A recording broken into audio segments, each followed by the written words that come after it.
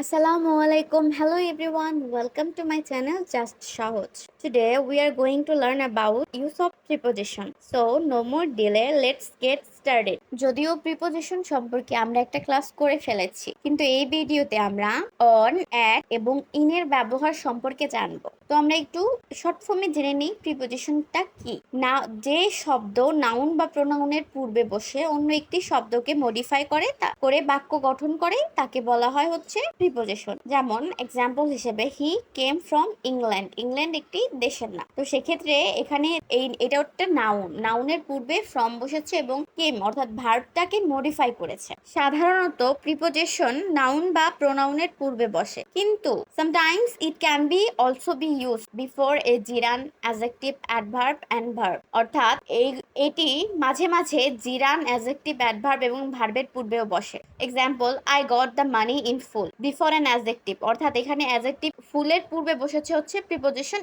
In. Go away from here, এখানে বসেছে হচ্ছে অ্যাডভার্বের পূর্বে। Type of preposition simple and complex. Simple গুলো হচ্ছে একটা ওয়ার্ডে হবে, অন, ইন, অ্যাট, বাই, এরকম যতগুলো আছে একটা ওয়ার্ডে সেগুলো হচ্ছে সিম্পল প্রিপোজিশন। আর আছে হচ্ছে কমপ্লেক্স প্রিপোজিশন গুলো হচ্ছে along with, by, dint of, because of, এরকম একাধিক ওয়ার্ড যুক্ত হচ্ছে কমপ্লেক্স প্রিপোজিশন। ভিডিও শুরুতেই আমরা বলে দিয়েছি আজকের আমাদের মূল আলোচনার বিষয় হবে হচ্ছে অন, ইন এবং অ্যাট। অর্থাৎ অন, ইন, অ্যাট এক্স্যাক্টলি কোথায় কোথায় বসে সেটাই আমরা আজকে জানবো। যেমন ডে এবং ডেট, দিন এবং তারিখের পূর্বে আমরা অন ব্যবহার করি। The meeting was held on Monday, এখানে হচ্ছে দিন বোঝানো হয়েছে, দিন মানডের আগে আমরা অন ব্যবহার করেছি।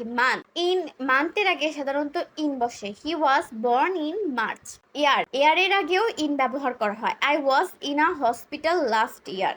টাইমের পূর্বে সাধারণত আমরা অ্যাট ব্যবহার করি। I will see you at 5 PM। এখানে আমরা একটু সংক্ষিপ্ত আকারে জেনে নিলাম যে অন, ইন এবং অ্যাট এর ব্যবহারটা।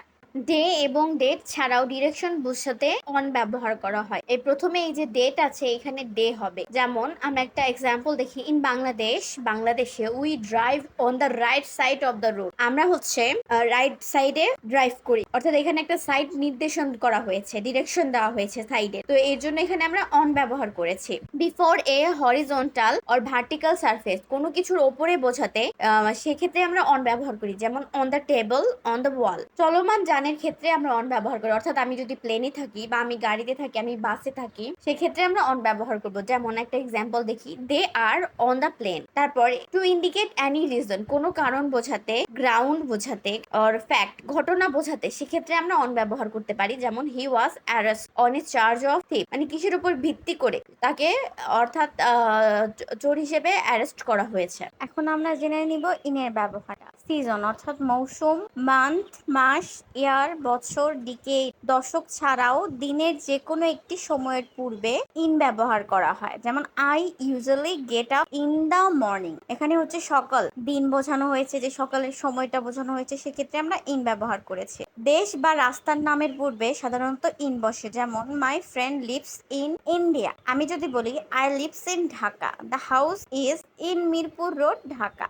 পার্মানেন্ট কাজের কথা বোঝাতে আমরা ইন ব্যবহার করব। My brother is in the army. চূড়ান্ত ফলাফল কি হয়েছিল তা জানতেও আমরা ইন ব্যবহার করব। In the end we sold our property. বড় প্লেসের ক্ষেত্রে আমরা ইন ব্যবহার করি এবং ছোট প্লেসের ক্ষেত্রে অ্যাট ব্যবহার করি। যেমন আই লিভ ইন ঢাকা। এখন আমি যদি আমার লোকেশন বলি তাহলে বলতাম I live at Kalyanpur in Dhaka. এখন আমরা অ্যাট এর ব্যবহারটা জেনে নেই। ছোট প্লেস, আমি আগেও বললাম ছোট প্লেসের ক্ষেত্রে অ্যাট ব্যবহার করা হয়। যেমন I live at Gulshan in Dhaka. Before the end of the beginning of month, week, year, অর্থাৎ শেষ হওয়ার আগে বা মাসের প্রথমে, সপ্তাহের প্রথমে বা বছরের প্রথম বোঝালে আমরা অ্যাট ব্যবহার করবো। I will see you at the end of the journey, অর্থাৎ হয় শেষে নয় প্রথমে, দুইটার ক্ষেত্রে আমরা অ্যাট ব্যবহার করব। To refer any meal time, যদি আমরা কোনো খাবারের সময়টা উল্লেখ করি, please call me at lunch time, সেক্ষেত্রে আমরা অ্যাট ব্যবহার করব। কারোর প্রতি বা কোনো দিকে বোঝাতে, মানে আমরা আমার সামনের মানুষটার প্রতি যদি আমি বোঝাতে চাই বা কোনো দিক উল্লেখ করতে চাই, সেক্ষেত্রে আমরা অ্যাট ব্যবহার করব। He is gazing at me, সে আমার দিকে লক্ষ্য করছে বা আমার প্রতি লক্ষ্য করছে। শকড, অ্যালার্মড, ডিলাইটেড, জাতীয় অ্যাডজেক্টিভের পরে সাধারণত অ্যাড ব্যবহার করা হয়, যেমন I was shocked at his father's day. আজকের ক্লাস এই পর্যন্তই। আগামী ক্লাসে হাজির হব আরো 3টা এরকম প্রিপোজিশন নিয়ে, কোথায় কোথায় বসবে অর্থাৎ প্রিপোজিশনের ব্যবহার নিয়ে। Thank you for watching my video. If you like my study pattern, please like, comment, share, follow my page, subscribe my channel, click the bell icon for getting notification. Thank you so much again.